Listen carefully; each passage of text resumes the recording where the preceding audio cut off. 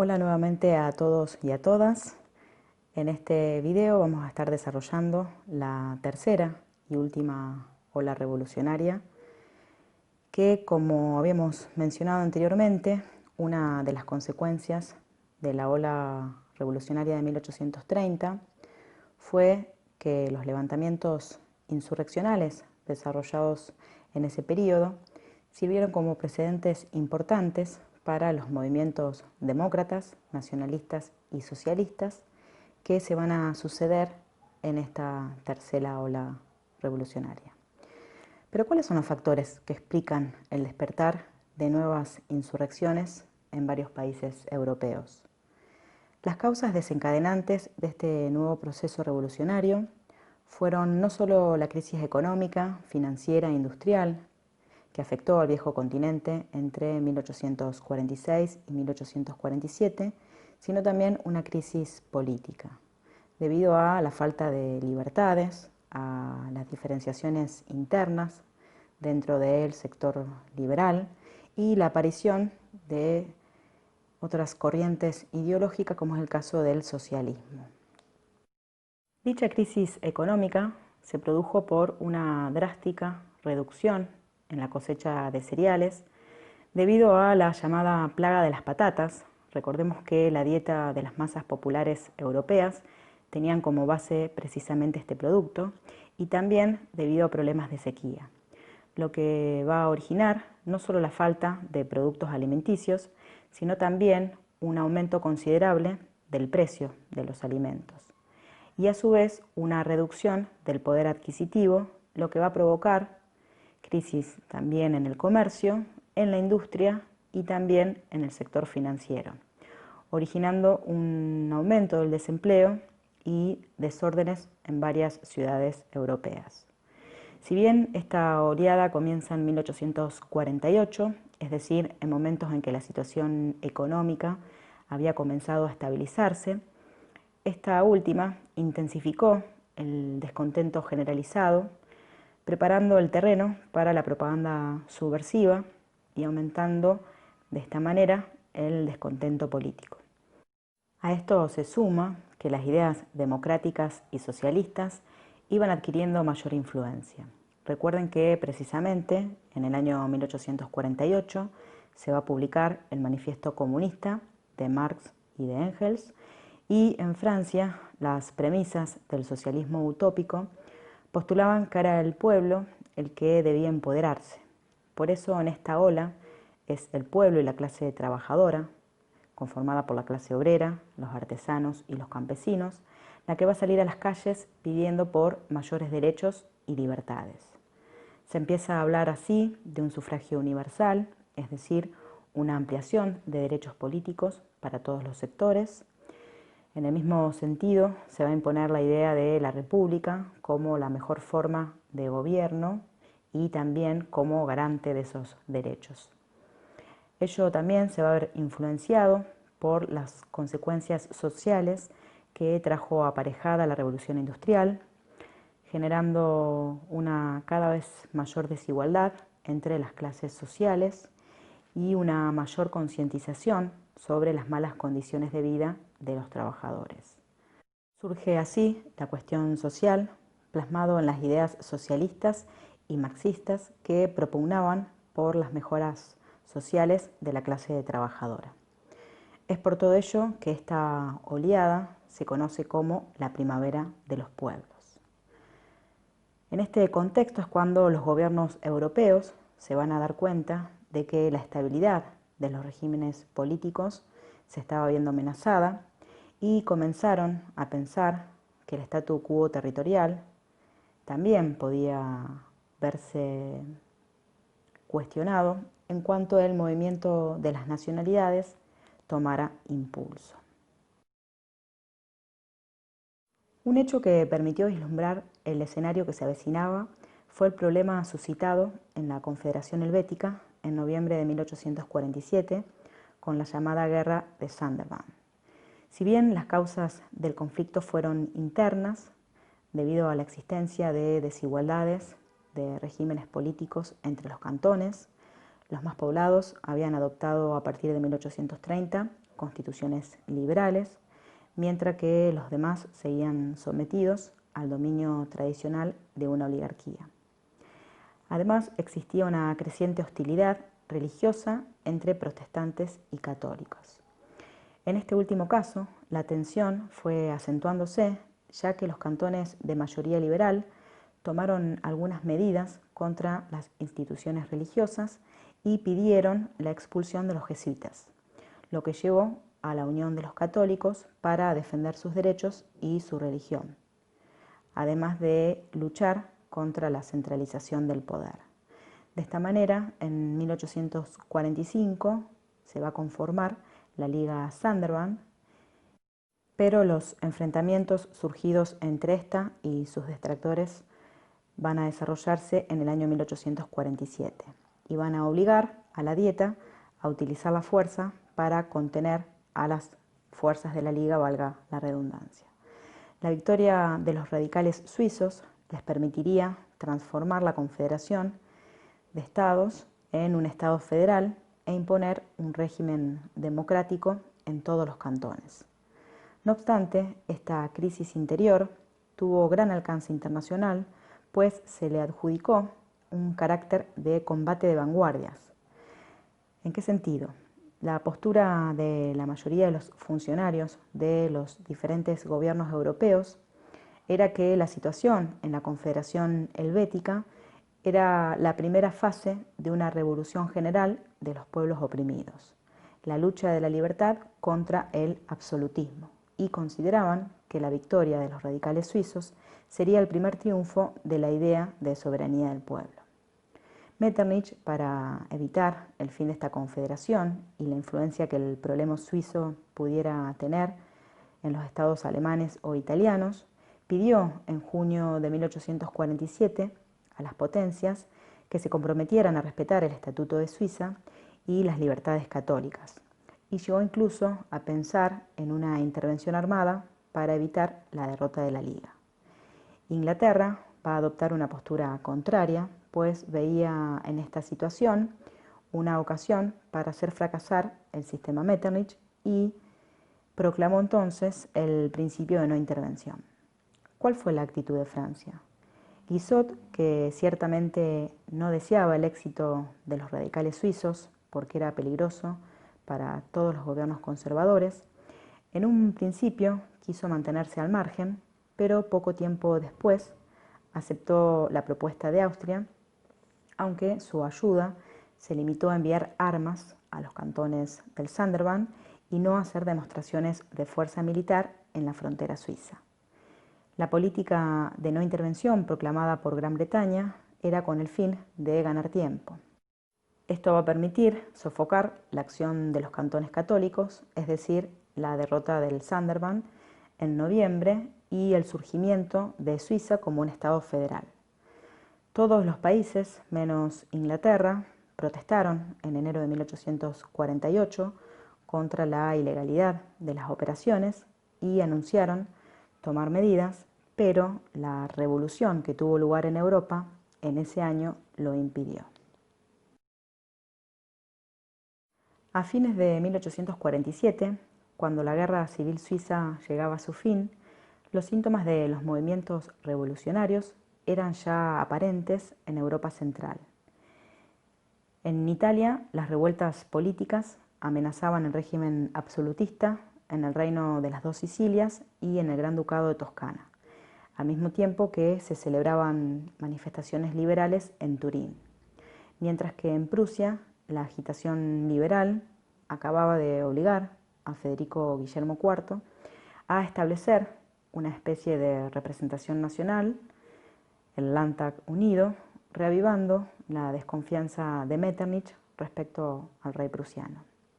Sin embargo, el acontecimiento que va a servir de puntapié inicial para los demás levantamientos fue una nueva revolución en Francia, desde donde se extendió rápidamente a casi toda Europa.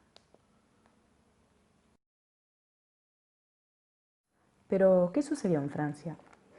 El gobierno de Luis Felipe de Orleans, surgido de la Revolución Parisina en 1830, empezó a poner limitaciones a la libertad de expresión, de asociación y a apoyarse en un gobierno oligárquico controlado por un reducido número de representantes de la alta burguesía, lo que hizo que la oposición se sintiera frustrada y temerosa de perder las conquistas obtenidas, exigiendo una reforma electoral y parlamentaria. Su primer ministro y jefe de gobierno, François Guizot, representaba la resistencia de la autoridad a cualquier reforma liberal que se planteara. Ante las crecientes reuniones organizadas por la oposición, el gobierno decidió, en 1846, cancelar el derecho de reunión, valga la redundancia. Esta censura llevó a que comenzaran a celebrarse, a mediados de 1847, grandes banquetes donde los comensales pagaban no solamente para comer, sino para oír los discursos de los líderes nacionales de la oposición y para debatir temas políticos, fundamentalmente la ampliación del derecho del sufragio. Estos banquetes se extendieron rápidamente por toda Francia en lo que se conoce como la campaña de los banquetes. Cuando oficiales de la Guardia Nacional convocan a un banquete para el 19 de febrero de 1848 en París, el ministro del Interior va a decidir su prohibición. Esto provocó una revuelta democrático-burguesa que comenzó el 22 de dicho mes, día en que se iba a realizar dicho banquete, que había sido aplazado ante la prohibición del gobierno francés, pero que se había cancelado precisamente por temor a enfrentamientos violentos. En ese día es cuando grupos de estudiantes y trabajadores van a marchar por las calles de París y van a llegar hasta la Asamblea Nacional demandando el sufragio universal y la dimisión del gobierno de Guizot. El rey va a decretar el estado de sitio y va a enviar al ejército a reprimir las protestas. Pero para sorpresa del gobierno, la Guardia Nacional se va a interponer entre los manifestantes y el ejército francés. Si bien Luis Felipe va a destituir a Guizot con el fin de calmar la situación, las protestas van a continuar y el día 24 se va a producir la abdicación del monarca francés que va a huir con su familia a Gran Bretaña. Se establece entonces un gobierno provisional dirigido por los republicanos tricolores, quienes habían formado la corriente moderada de la oposición republicana en la monarquía de Julio en 1830. Estos no estaban a favor del establecimiento del sufragio universal y se oponían a aquellas transformaciones que pudieran beneficiar a la masa del pueblo, ya que desconfiaban de estos. Sin embargo, este gobierno provisional estaba conformado también por miembros demócratas, considerados republicanos sociales, y también por pequeños burgueses. Esta mezcla hacía que existiera una pugna por el establecimiento de una república democrático-burguesa a fin de garantizar algunos derechos de los trabajadores. Eran parte del gobierno provisional, además, un representante de la clase obrera, Albert, y el socialista pequeño burgués, Louis Blanc. Con anterioridad a la Revolución de Febrero, los republicanos moderados, los tricolores, condenaban violentamente la política exterior y la diplomacia de la monarquía de Julio por su colaboración con los gobiernos europeos contra los movimientos revolucionarios y de liberación nacional, manifestándose contra los tratados de Viena de 1815. Por su parte, los partidarios de la República Social, en su mayoría demócratas revolucionarios, pequeños burgueses y parte de los socialistas, promovían la ayuda a los movimientos de liberación que se estaban desarrollando en Italia, en Alemania y en Polonia. El gobierno provisional va a proclamar la Segunda República y va a elaborar un programa que establecía el sufragio universal masculino, la abolición de la esclavitud en las colonias, la libertad de prensa, de reunión, y también se van a introducir reclamos sociales. Estos reclamos tienen que ver con la limitación de la jornada laboral, el derecho al trabajo para todos los ciudadanos y la libertad de huelga. Esta Segunda República durará oficialmente hasta 1852. Este nuevo estado de cosas en Francia va a despertar la desconfianza en los demás países europeos que creían que el nuevo gobierno podría colocar a Francia en una posición activa contra los tratados suscritos en 1815 en Viena y provocaría además la intervención armada francesa en apoyo de los movimientos revolucionarios en otros países europeos. Por ello, entre febrero y mayo de 1848, cuando la burguesía se veía aún obligada a realizar ciertas concesiones a la clase obrera y a los demócratas pequeños burgueses, toda la diplomacia del gobierno provisional tendió a mantener a cualquier precio la paz exterior, a fin de evitar un mayor ascenso revolucionario en el país.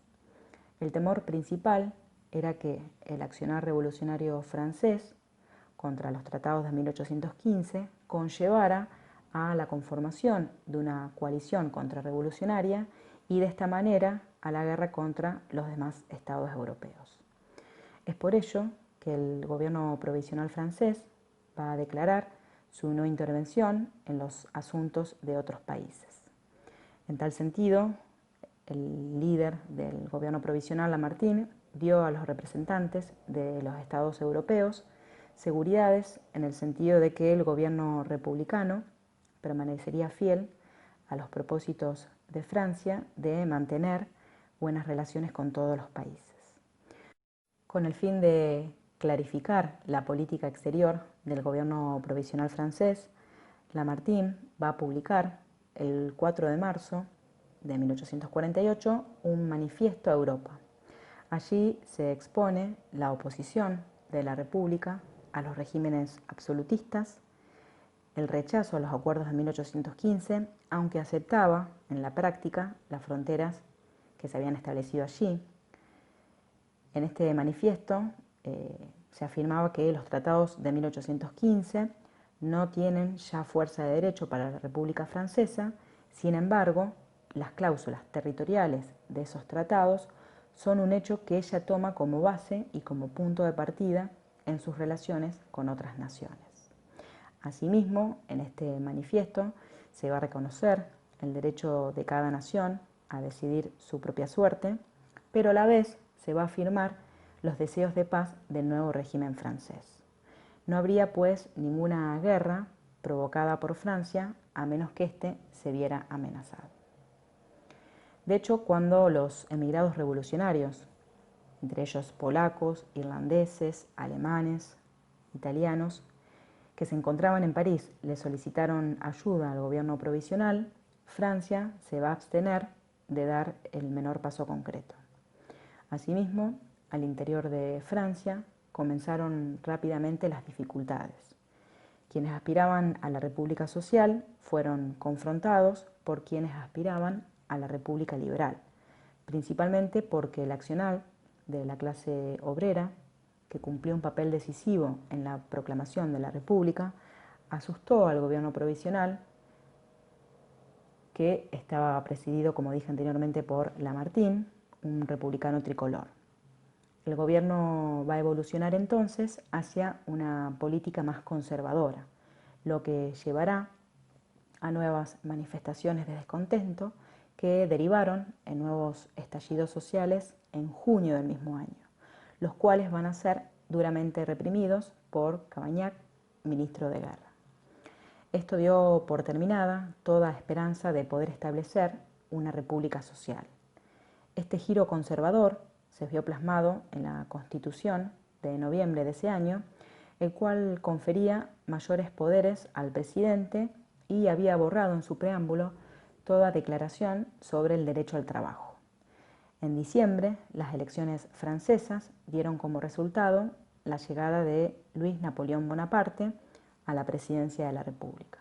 Luis Napoleón era sobrino de Napoleón Bonaparte y con su llegada va a comenzar nuevamente un recelo y desconfianza de las potencias europeas por la política exterior que pueda llevar adelante este nuevo gobierno.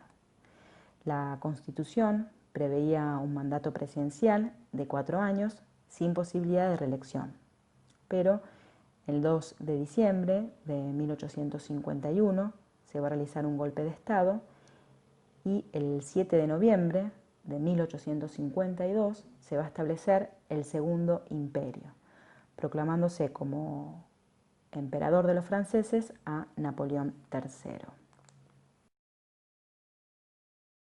Esta situación que se vivía en Francia va a alarmar a toda Europa. Y es por esto que cabe preguntarse cuál fue la posición de las potencias frente a este acontecimiento. Cuando la revolución se hubo apoderado de la mayor parte de Europa, casi todos los gobiernos se vieron preocupados por los trastornos producidos dentro de sus propios países, principalmente al interior de la Confederación Germánica, en los estados italianos y en el Imperio Austríaco, lo que llevó a olvidarse de la República Francesa. Los intereses contradictorios de las monarquías europeas hacían también imposible su intervención contra Francia y el rompimiento de las relaciones diplomáticas con ella.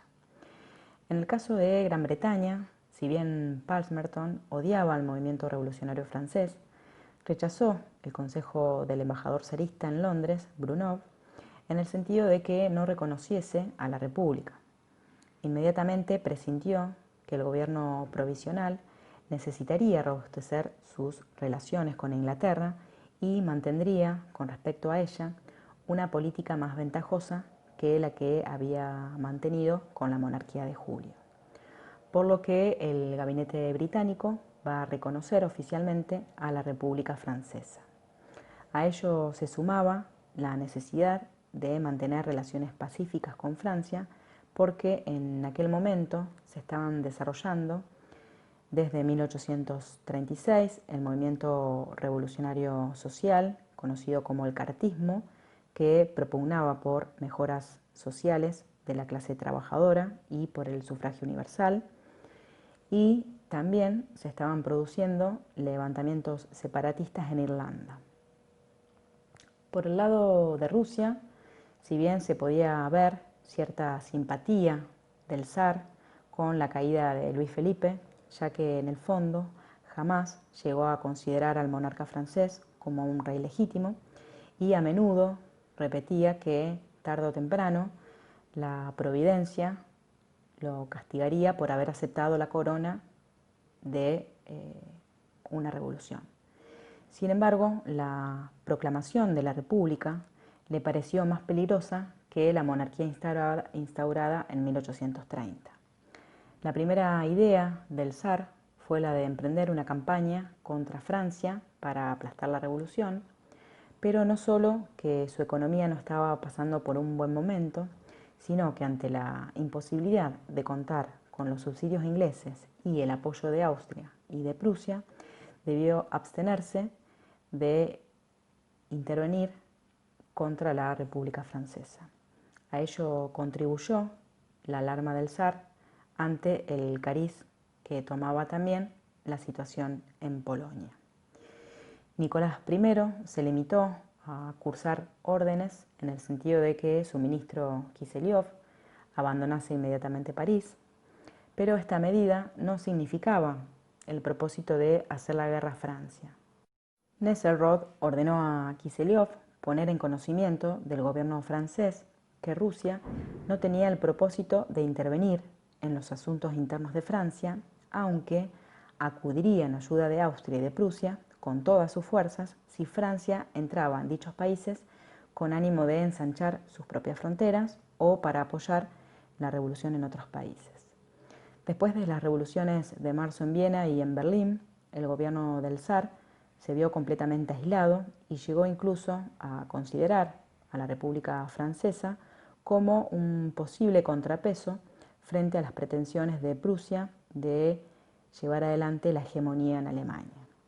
Esto se pudo ver plasmado en las palabras del propio canciller Nesselrode, quien afirmaba que la revolución no avanzaba ya sobre Rusia desde París, sino que había estallado en Viena y en Berlín, en nuestras puertas.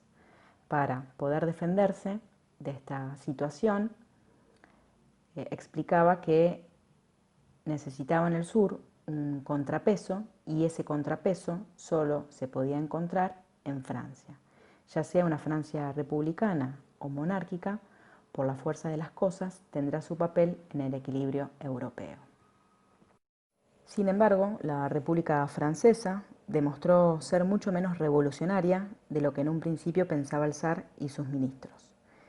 La feroz represión del levantamiento de los obreros de París en junio de 1848 ponía al descubierto la verdadera faz de los republicanos moderados.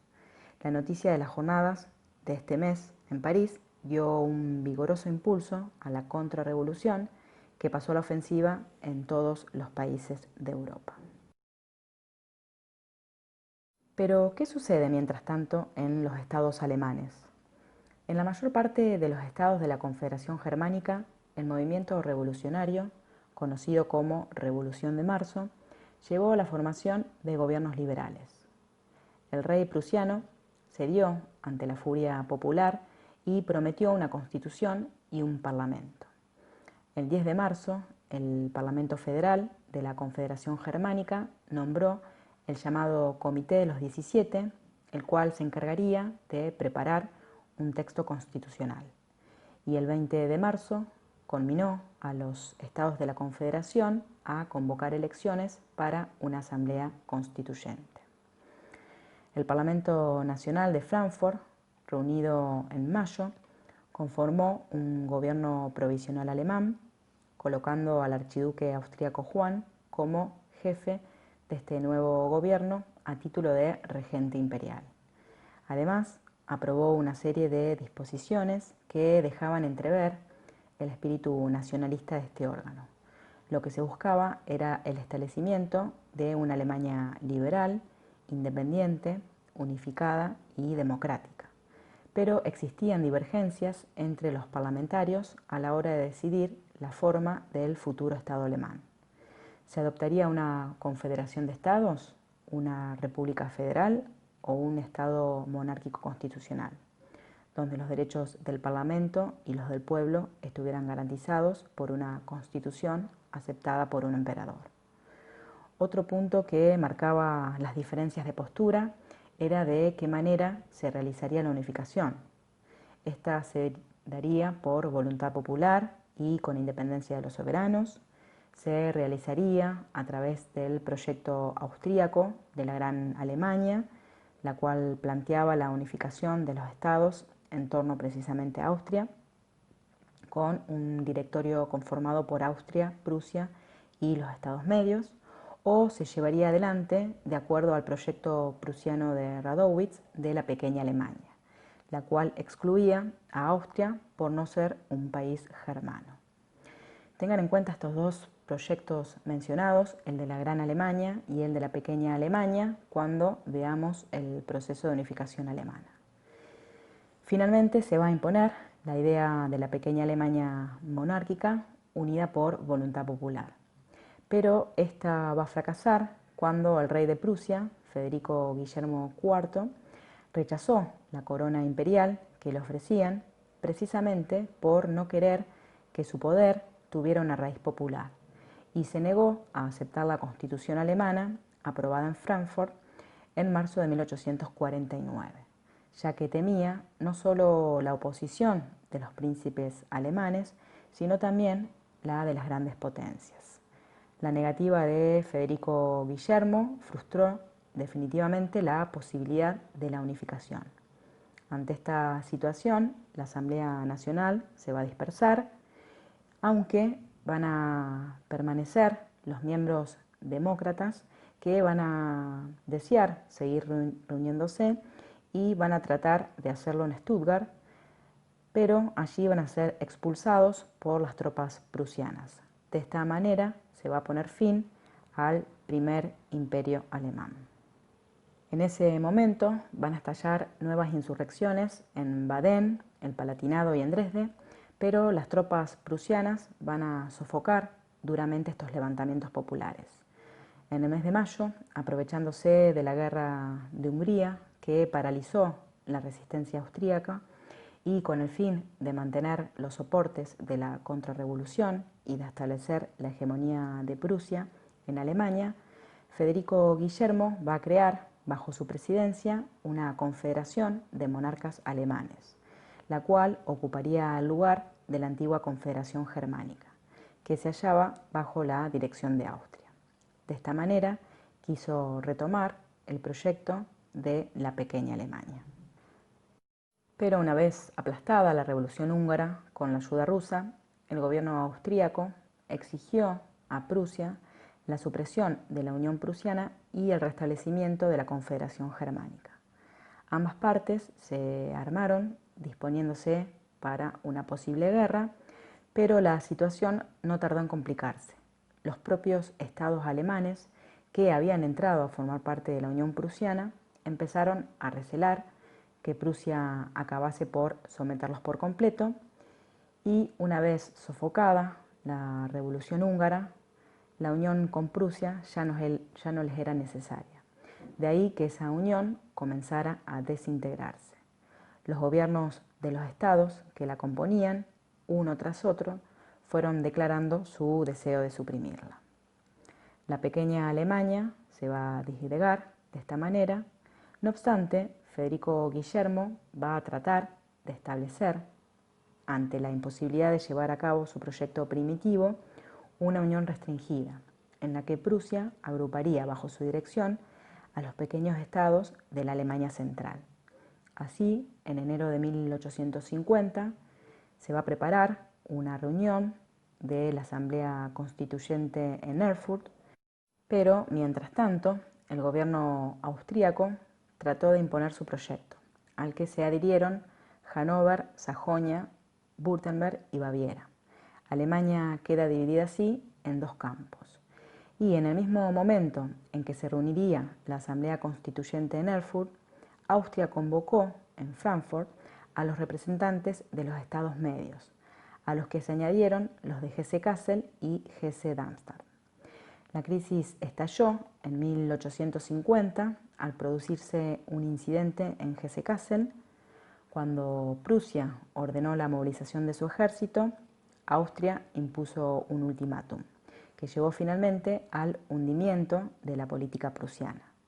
El 29 de noviembre de 1850, Prusia va a aceptar la firma de los puntos de Olmütz, en los cuales consistían en el retiro de su orden de movilización, el abandono de la Unión restringida y iba a aceptar la restauración de la Confederación Germánica, así como también se le solicitaba el cese de la guerra contra Dinamarca. Se produce allí el llamado retroceso de Olmütz, ya que Prusia debió abandonar sus anhelos de unificación alemana.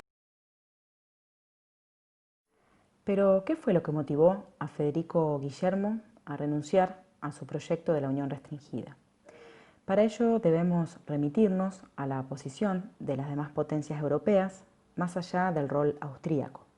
Aunque para poder comprender la posición de las potencias europeas, valga la redundancia, debemos considerar otra situación que va a suceder en paralelo con los sucesos ocurridos en los estados alemanes. Esto tiene que ver con la guerra entre Prusia y Dinamarca. ¿Pero qué causas motivaron este conflicto? Las ideas revolucionarias también van a llegar hasta los territorios de los ducados de Schleswig y Holstein, que formaban parte del reino danés sobre la base de una unión personal, aunque la última era miembro de la Confederación Germánica.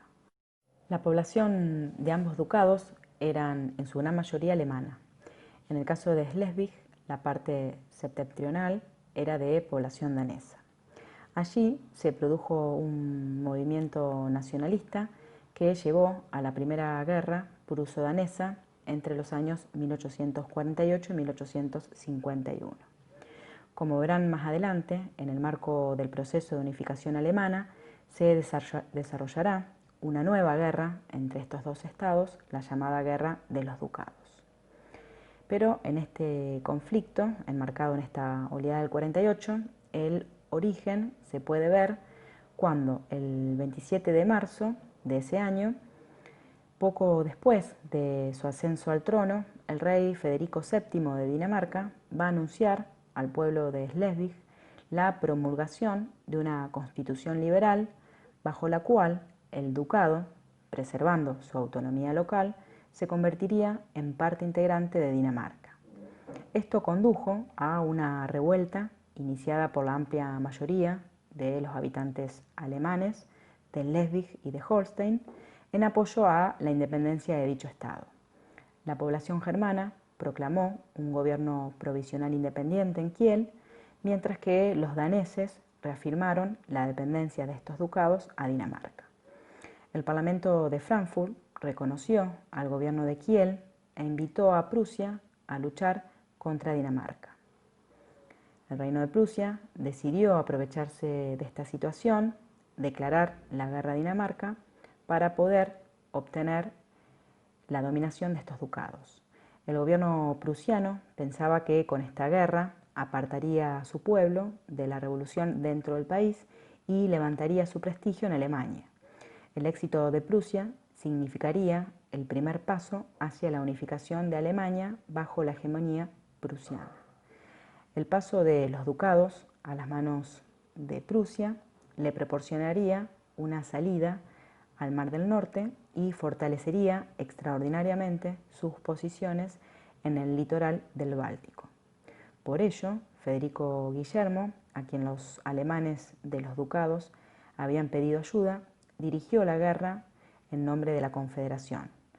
A favor de los germanos participaron también tropas procedentes de algunos estados alemanes del norte y del centro, y el 6 de abril de 1848, sin previa declaración de guerra a Dinamarca, las tropas prusianas van a entrar en el territorio de estos ducados y el 23 del mismo mes van a derrotar al ejército danés en Jutlandia. Pero la corte danesa va a recurrir a la ayuda de Rusia, Inglaterra y Suecia. Pese al avance prusiano en estos territorios, el rol de las potencias fue fundamental en el desenlace de este conflicto. El posible engrandecimiento prusiano en el Báltico y el posible control de esa zona por los alemanes alarmó tanto a rusos como a británicos, que se dispusieron a intervenir a favor de Dinamarca si Federico Guillermo no abandonaba los ducados. Junto con Francia, presionaron al rey prusiano para que retirase sus tropas. Este, decidido a no enfrentarse a aquellas potencias, ni a Suecia y Noruega, que habían enviado tropas para apoyar a Dinamarca, por temor a provocar un nuevo estallido de la revolución en Alemania, firma el 26 de agosto el armisticio de Malmö con Dinamarca, el cual será aceptado no sin reticencias por la Asamblea de Frankfurt al mes siguiente. Por medio de este armisticio se pone fin a las hostilidades entre Prusia y Dinamarca. Sin embargo, en julio de 1849, Dinamarca va a romper la tregua y se van a reanudar los enfrentamientos. Pero, presionados por las potencias, en ese mismo mes, pero del año siguiente, se va a firmar la paz en Berlín. Y en 1852, por medio del Protocolo de Londres, se va a acordar la entrega de los ducados al Reino de Dinamarca, aunque se debía garantizar la autonomía de los mismos. Ahora bien, y volviendo a la posición de las potencias respecto al retroceso prusiano en Olmütz, ¿qué postura tuvo Gran Bretaña? Si bien en un principio el gabinete inglés se mostró más favorable al plan prusiano que al austríaco, porque consideraba que una unión de las potencias alemanas bajo el patronato de Prusia, más allá de beneficiar los intereses económicos británicos, formaría una barrera sólida a la tentativa de engrandecimiento del poder austríaco con su proyecto de la Gran Alemania. Pero cuando la crisis representó una amenaza inminente de conflicto armado en 1850, Gran Bretaña expresó su deseo de evitar una guerra que podría originar la intervención rusa en Europa Central o la francesa en el Rin. La política francesa, por su parte, no fue uniforme, principalmente después de la elección de Luis Napoleón como presidente de la República. El Partido del Orden era generalmente hostil a la política prusiana y a la solución imperial, pero Luis Napoleón tenía una política personal, la cual estaba dominada por el deseo de obtener la revisión de los tratados de 1815. En marzo de 1849 dejó entrever la posibilidad de una alianza con Prusia a condición de que Francia recibiese una compensación en la orilla izquierda del Rin.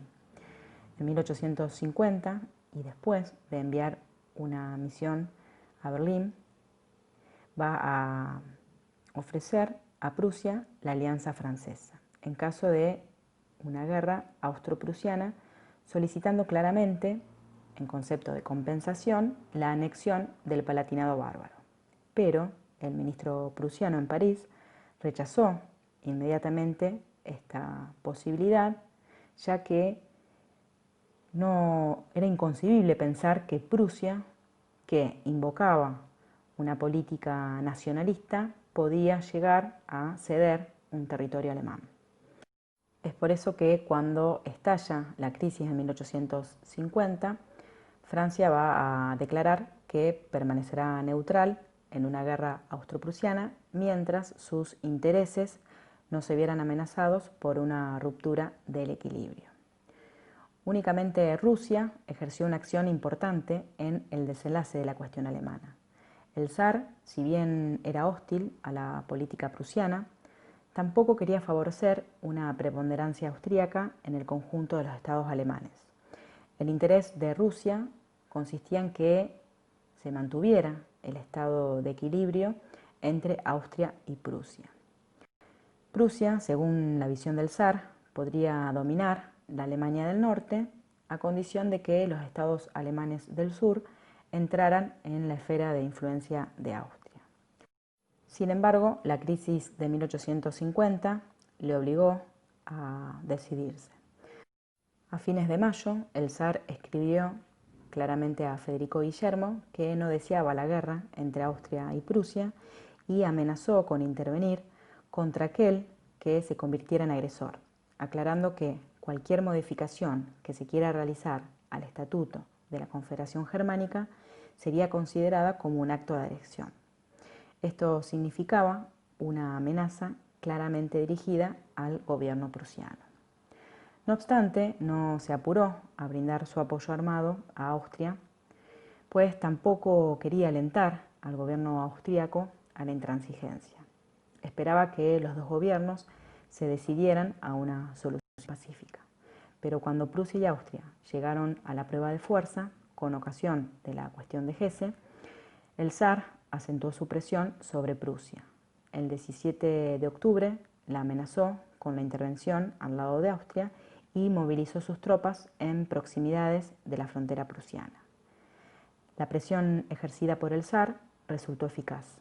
Sin duda, Federico Guillermo tenía otras razones para evitar la guerra, como puede ser evitar una lucha fratricida contra Austria, la inquietud que también podría llegar a despertar, la perspectiva de tener que hacer una política revolucionaria al tender la mano a las minorías nacionales de Austria, el temor, en caso de fracaso, haber amenazado su trono por un movimiento democrático, pero el móvil determinante fue la amenaza de una intervención armada de Rusia.